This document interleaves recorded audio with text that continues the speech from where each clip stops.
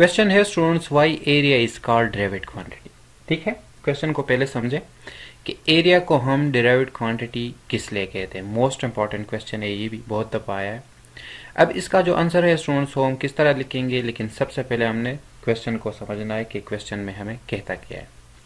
Area को हम डेरिवेड quantity किस लिए कहते हैं। हमें मालूम है स्टूडेंट्स के फिजिक्स में एक होता है फिजिकल क्वांटिटी।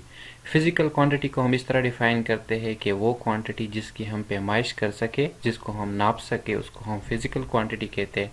फिजिकल क्वांटिटी की टू टाइप्स, एक होते हैं बेस फिजिकल क्वांटिटी, एक होते हैं डेरिवेड फिजिकल क्वांटिटी। अब बेस फिजिकल क्वांटिटी में स्टूडेंट्स हमारे साथ 7 फंडामेंटल क्वांटिटीज है। ठीक है, अब जो ये डिराइव्ड क्वांटिटी है स्टूडेंट्स, ये बेस फिजिकल क्वांटिटीज के मल्टीप्लिकेशन और डिवीजन से बनती है। किस तरह, एरिया को अगर हम देखें स्टूडेंट्स, एरिया हम इस तरह डिफाइन करते हैं स्टूडेंट्स के इधर हमारे साथ एरिया जो होगा वो लेंथ, ठीक है, एरिया बराबर होगा लेंथ मल्टीप्लाई वेट के। ठीक है, अब लेंथ हमारे साथ क्या है, ये भी डिस्टेंस है, सो डिस्टेंस का यूनिट मीटर, और ये भी जो वेट है ये भी डिस्टेंस है हमारे साथ, और इसका भी यूनिट क्या है, मीटर। ठीक है, तो एरिया का जो यूनिट होता है वो हमारे साथ होता है मीटर स्क्वायर, मीटर स्क्वायर।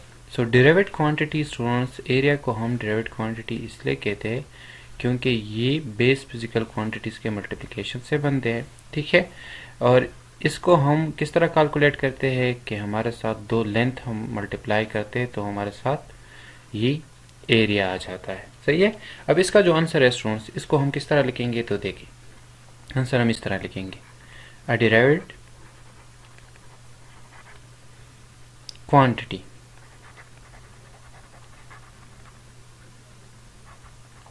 ठीक है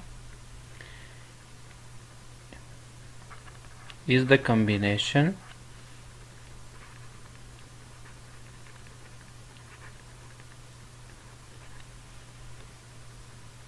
of various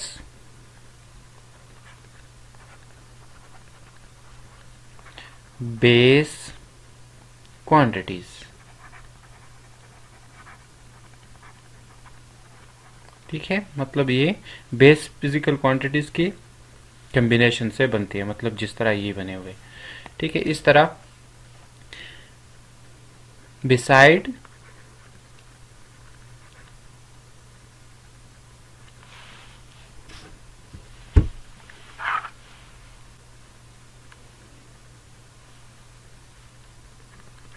it if a base quantity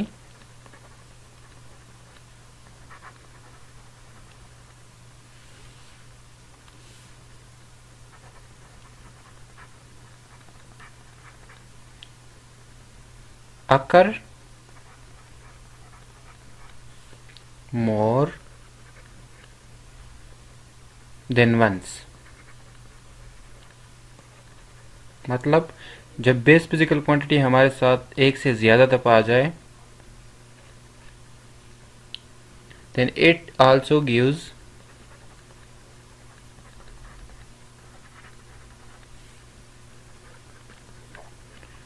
ठीक है, then it also gives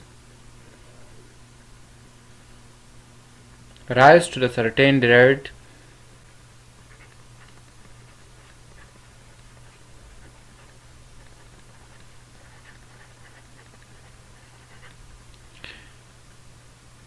quantity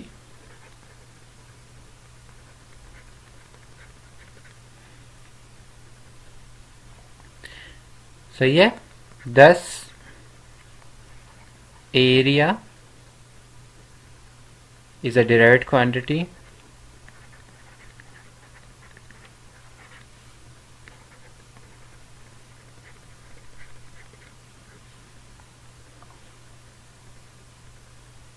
because in the case of area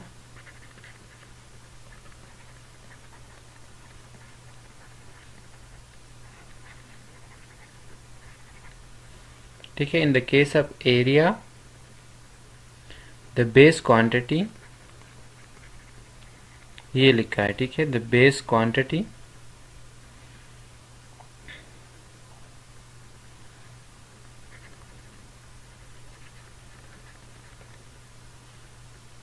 length, इधर हमारे साथ क्या है, ये भी लेंथ है, ये दोनों लेंथ है, ठीक है। लेंथ, वेट भी लेंथ है और ये भी लेंथ है। Occur twice,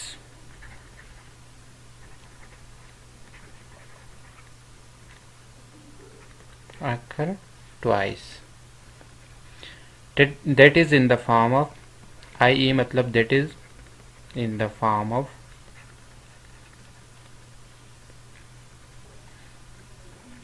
length। तो ये तो आपने आंसर को इस तरह लिखना है, एंड वेट।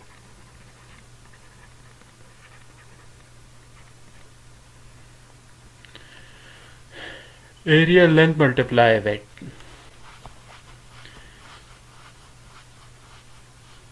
और इसका जो यूनिट है स्टूडेंट्स वो मीटर स्क्वायर है। तो ये हमारे साथ हो गया आंसर। एरिया को हम डिराइव्ड क्वांटिटी इसलिए कहते हैं कि ये बेस फिजिकल क्वांटिटी के कम्बिनेशन से बने हैं या मल्टीप्लिकेशन से बने हैं। डिराइव्ड क्वांटिटी को हम किस तरह डिफाइन करते हैं कि वो क्वांटिटीज़ जो दो बेस फिजिकल क्वांटिटी या दो से ज़्यादा बेस फिजिकल क्वांटिटी के मल्टीप्लिकेशन या डिवीजन से बनते हैं, तो इसको हम डिराइव्ड फिजिकल क्वांटिटी कहते हैं।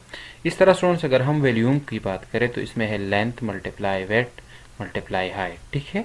Length multiply weight multiply height. Volume भी हमारे साथ क्या है, डिराइव्ड फिजिकल क्वांटिटी। अब इधर हमारे साथ तीन बेस फिजिकल क्वांटिटी के कम्बिनेशन से ही बना है, ठीक है, डिराइव्ड फिजिकल क्वांटिटी। तो डिराइव्ड फिजिकल क्वांटिटी हर वो क्वांटिटी। इस तरह स्टूडेंट्स अगर हम वेलोसिटी की बात करें, मीटर पर सेकंड, ये भी डिराइव्ड है, एक्सेलरेशन भी डिराइव्ड है, ठीक है।